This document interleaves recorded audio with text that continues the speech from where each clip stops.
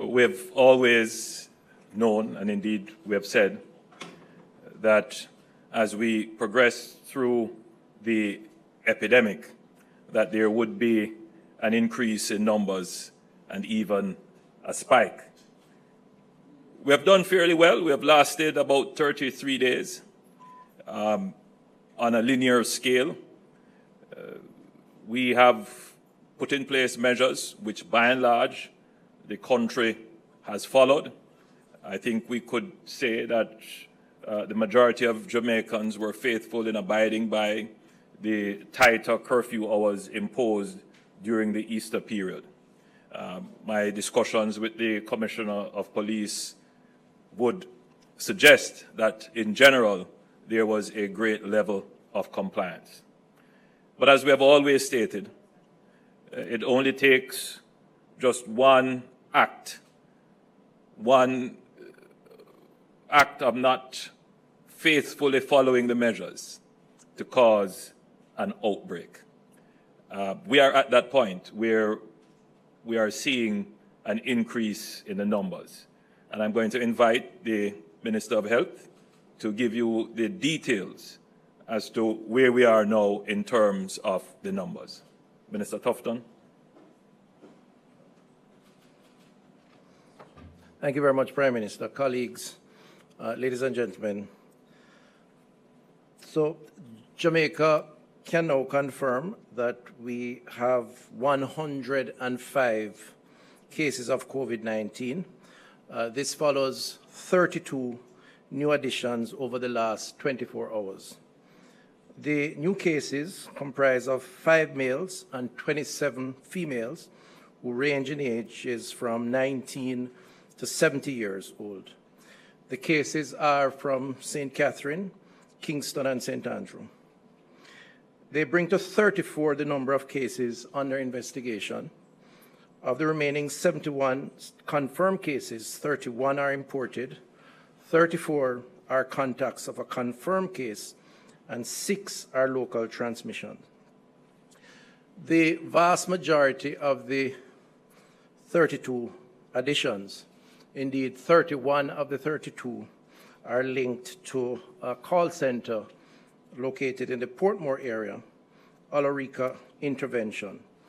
This facility has a staff complement based on the staff registry of some 787 workers. We have so far in our intervention 258 individuals have been interviewed and sampled. 65 of those tests have come back, and of that number, 33 samples have come back positive. 2 were announced a few days ago, so 31 since today. A senior team from the ministry visited the entity on the weekend, in fact, during the course of the holiday weekend, and the entity has since closed. Arrangements are now being made for the isolation of the newly confirmed cases. The ministry is also working diligently to identify each of their contacts for testing, while investigations continue to identify other positive exposed persons. The St. Catherine Health Team comprises of approximately 237 members of staff, which includes public health nurses, public health inspectors, and community health aides, and they are in fact driving that charge in the parish of St. Catherine. A lot of activity taking place now in St. Catherine as we speak, and will continue over the days to come. In terms of recovery, quarantine, and isolation, currently 21 persons have recovered from COVID-19, 20 persons are in quarantine, and 65 persons are in isolation. We have now tested 1,290 samples, and of that, of course, we have had 105 confirmed positives, 1,185 negatives. Over the last day, we announced the mobilization of our mobile testing unit as part of the expanded testing efforts. And we have started in Clarendon in the Corn Peace area, and this will continue over the days to come. We have 5 such units, and those units are going to be deployed in the respective regional authorities to expand the collection of samples for testing. The actions to contain the spread of COVID-19 and to ensure the best possible health outcomes for infected persons continue to require our best efforts and all our efforts.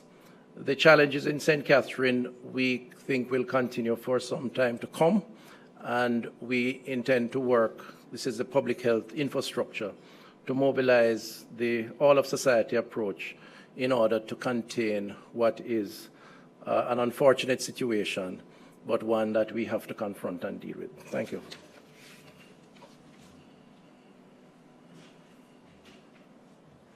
Thank you, Minister. I can only continue to stress the importance of every single Jamaican taking personal responsibility for maintaining the recommended health protocols, the orders given by the government under the Disaster Risk Management Act, and just general common sense in protecting your personal health, the health of your family, the health of your community, and indeed the nation. Aside from the individual responsibility, there is a corporate responsibility and a government responsibility, where persons who are entrusted with resources and management over others are required to exercise a higher level of diligence. The government certainly has exercised a very high level of diligence, and we continue to work very hard in the country's interest to ensure that the outbreak is contained and controlled. But as I've said earlier, it was always expected that there would be a spike. And the announcement now of 32 additional cases, Minister, 32 additional cases, when in the past the highest number we have had in any one testing would have been 6. That tells you that you are now entering into a new phase. And this is not meant to scare anyone, but indeed maybe it is that we should be scared. Maybe that is the only way that behavior is going to change. But I don't want panic. What I want is concern. What I want is for people to take responsibility. What I want is for people to listen to what the government is saying and follow the orders, the recommendations, and follow them faithfully.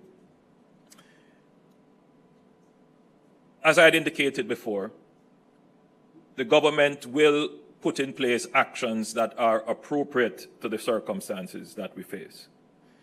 We therefore, having discussed the matters at length today at Cabinet, and after considering the advice of the public health team and carefully considering all the dimensions of the problem we face, the government at this point is announcing that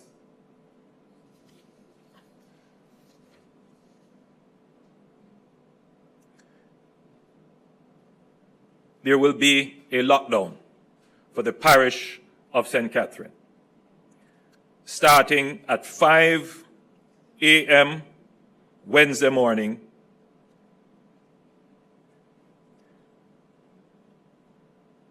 April 15th, 2020, through to 5 a.m. Wednesday, April the 22nd, 2020. That is a lockdown starting 5 a.m. tomorrow for the next 7 days, ending 5 a.m. on the 22nd of April 2020. What is the objective of the lockdown? The objective of the lockdown is to slow as much as possible the spread of the virus. The minister gave you some numbers as to the number of persons tested, and with 33 persons confirmed, you can use your own imagination to figure out how many persons have been contacted, the areas that people would have traveled to, and the potential spread that can come from that. So technically, you could be looking at as many as 1,000 persons contacted in close proximity the effect of that is very great.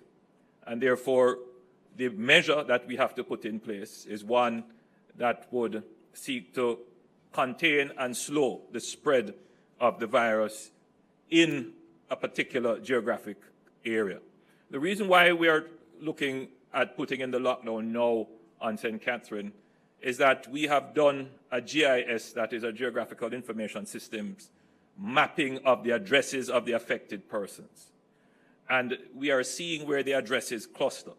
The addresses of the 300 plus that we have already mapped have clustered mainly in St. Catherine and parts of Kingston and St. Andrew. For Kingston and St. Andrew, we're doing further work. We have a further 300 plus addresses to map. And once we can fully identify the clusters, then other actions will be taken. So for St. Catherine, we know already that there is a massive cluster and that the spread there is particularly probable just by virtue of the existence of the call center in Portmore. People having traveled to the call center would have used public transportation, would have congregated in public areas. So there is a concentration there. So we have to start, and I want to be clear on that to the public. This measure is a start. And we're starting in St. Catherine, depending on what the other mapping of the addresses show and how the cases progress from here, then we will implement broader, tighter measures. If things go well in the sense that there is no further spread and we have contained it, then there is no need. But the government has been very responsive, very agile. As we test, as we look, as we see the data, we act accordingly. So I'm putting Jamaicans on notice that we have entered into a new phase, and as we have said before, when we are in this phase, the appropriate actions will be taken. So it shouldn't be a surprise that we are taking this action. What does a lockdown mean? Well, the first rule of the lockdown is that if you are ill with any form of flu-like illness with symptoms or any respiratory illness with symptoms, stay home. Some people don't understand that. Tana your yard. I'm sure everybody understands that. More than that, isolate yourself. Stay in a room in your house. Stay away from people as much as you can. If you are ill with any form of respiratory illness with symptoms or influenza-like symptoms, flu-like symptoms, that means you're coughing, sneezing, having a fever, stay home. You are not required to go to work. No matter how essential you are, stay home. The orders that will be in place will take the obligation of you to come to work. If you are ill, stay home. We will place an obligation on the employer that if you turn up to work, they have a duty to report you and send you home. And these obligations and duties come with a penalty. And I will be discussing penalties later on. So that is the headline. Number one, if you are ill, stay home. If you are 65 or older, stay home. Stay home. Even in a complete lockdown, there will be need for the essentials of life.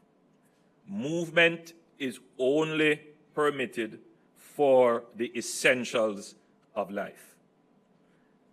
Now, some people might believe that a bar is essential for life.